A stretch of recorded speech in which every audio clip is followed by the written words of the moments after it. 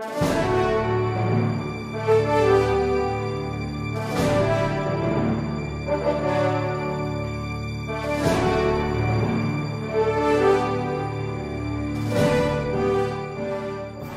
our first question would be just your reaction po to what Congressman Fariñas said on the floor na he admitted na parang yung pagkakasulat po ng impeachment complaint hindi daw talaga maganda yung pagkakagawa. So, ano po masasabi niya tungkol dito?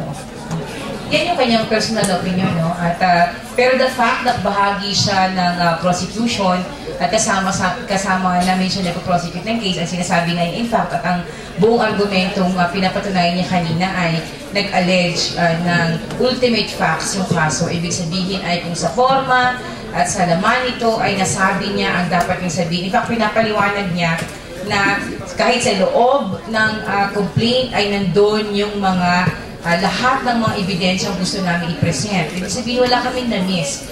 Siguro kung sa estilo ng pagsusulat, meron siyang naging assessment na naging dahilan para hindi siya mag-file, ay sa kanyang personal opinion. Pero tingin ko, the fact na kasama namin siya ngayon, ay naniniwala siya na kaya i-prove yung case, meron po itong kaso, yung mga articles ay nagsasabi na ultimate facts at therefore, pwedeng patunayan sa impeachment proceedings na ito.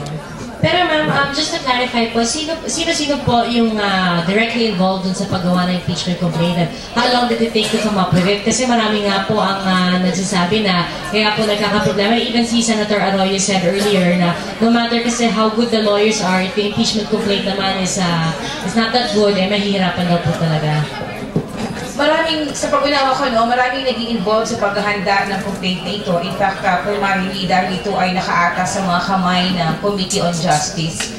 Marami ang miyembro ng Committee on Justice. Maraming naging bahagi sa paghahanda, pagsusulat, pag-review, pag-i-edit. At dahil na dumaan ito sa napakaraming mga kamay ng mga kongresista, ay siguradong meron magpapasok ng mga argumento na maaaring hindi agreeable at yung pamamaraan ng pagpresenta yung iba, pero dahil kailangan namin galangin ang isa't isa at kailangan magkasundo na maglabas ng isang impeachment complaint, ay kapag tingin namin sa forma at sa laman at sa argumento, kahit hindi kami sumasang-ayon kung paano ito isinasalita, ay nag-agree kami i-file ito. Dahil tingin namin, kaya itong patunayan at kaya namin panindigan ang aming mga pirma na magkakaroon ng impeachment laban kay Chief Justice Corona sa mga napagkakasunduan na naming mga pangungusap doon sa mga papel.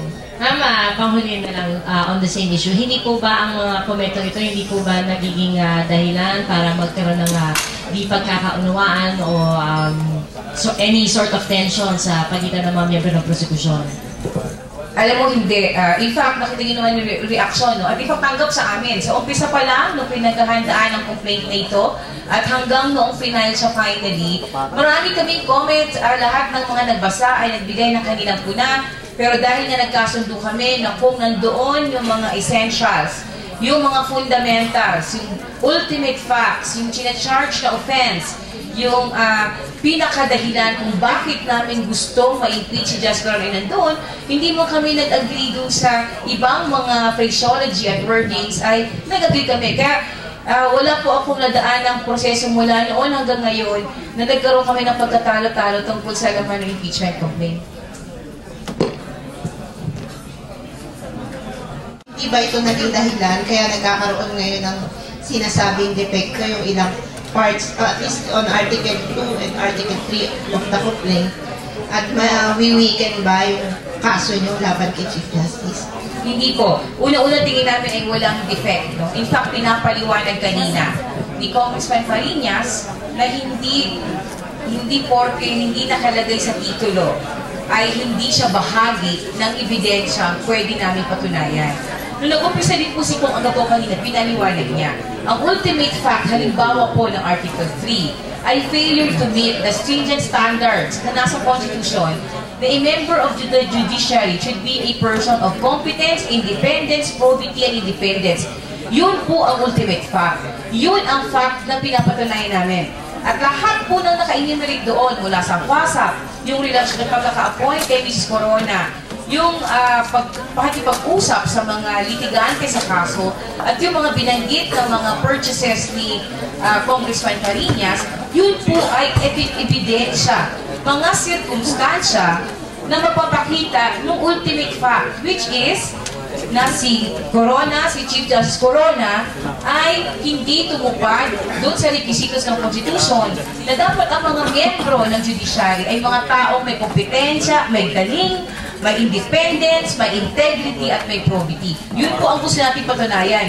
So lahat po ng mga ebidensya ito, lahat ng mga aligasyon na ito, ay mga insidente para ipakita meron ngang violation sa requirements ng integrity. Yun po yung sinasabi namin. Kaya wala po kami nakikitang problema doon sa pagpapatunay ng article na ito.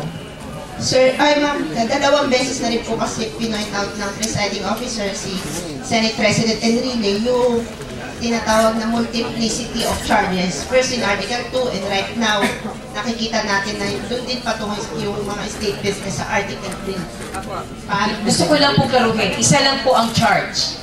Ang charge po ay yung betrayal of public trust and culpable violation of the Constitution dahil hindi nga ito tinupad ang requisitos ng Article 8 ng Constitution na nagsasabi na ang bawat huwes at miyembro ng judiciary ay dapat taong may competence, independence, integrity, and probity. Yun po ang charge. Isa lang po yun. Yung mga patunay ay maaaring marami, yung mga circumstansya ay maaaring marami, pero po yung charge ay isa lang. Follow up po kay Congressman Fariñas. Sir, good afternoon. Good afternoon. Sir, una po dun sa statement nyo, kaya hindi nyo napirmahan, tapos inamin nyo rin po na may defecto po yung complaint. Hindi ko naman sinabi may defect, kayo na naman nagsabi na hindi ganun kaganda. Diba? I didn't use the word defect.